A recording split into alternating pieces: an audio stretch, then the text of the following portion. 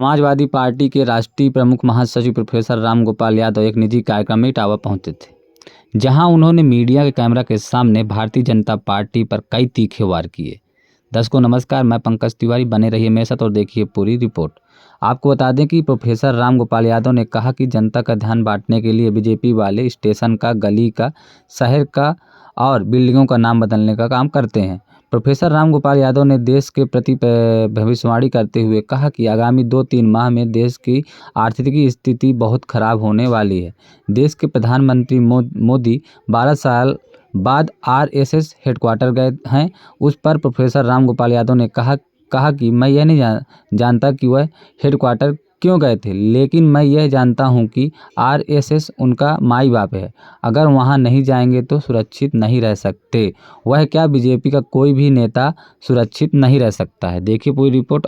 ऐसा है कि ये लोग कोई काम ऐसा करते नहीं, लोगों का ध्यान बटाने के लिए कोई विकास का काम नहीं करेंगे, जनता के हित का कोई काम नहीं करेंगे, लोगों को रोजगार नहीं देंगे, महंगाई पर रोक नहीं लगाएंगे, तो जनता का ध्यान बटाने के लिए यही काम करेंगे।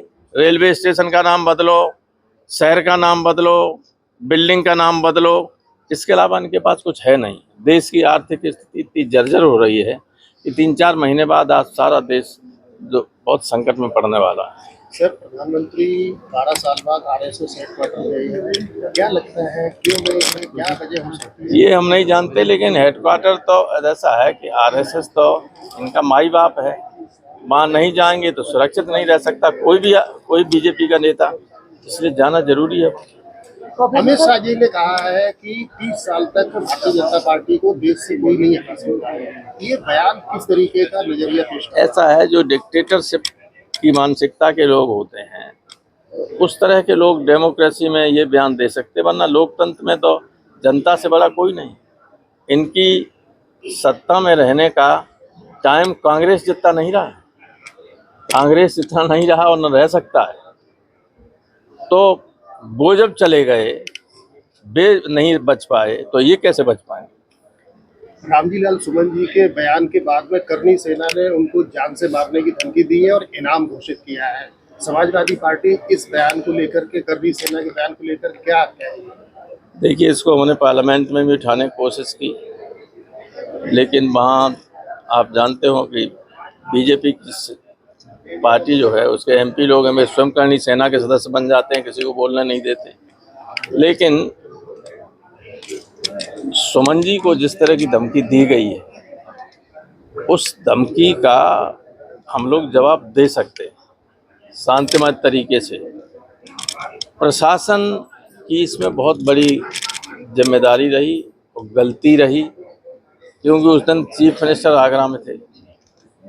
रामजी लाल सुमन जी के घर से 1 किलोमीटर के दायरे के अंदर उनकी मीटिंग चल रही थी। तो आप जानते हैं, शहर में अगर मुख्यमंत्री हो तो चप्पे चप्पे पर पुलिस की नज़र रहती है, और ये 15 किलोमीटर पुलिस के साए में ही आए रामजी लाल के घर, सुमन के मकान तक। तो पुलिस का संरक्षण न होता तो हमारे कार्यकर्ता उस दिन भी इनको ठीक कर देते, और आगे भी अगर कोशिश करेंगे तो हम लोगों ने बता दिया प्रशासन को, या तो आप सुरक्षा की व्यवस्था कीजिए, नहीं तो हमारी पार्टी वाले लोग, करनी सेना एक संगठित अपराधियों का गिरोह जैसा है।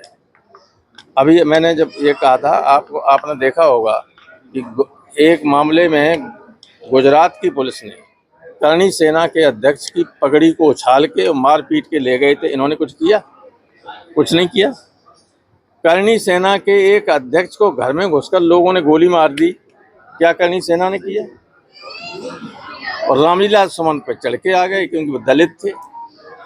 तो ये अब बर्दाश्त नहीं किया जा सकता। पीडीए इनको ऐसा करारा जवाब देगा, ये ठीक हो जाएंगे सब।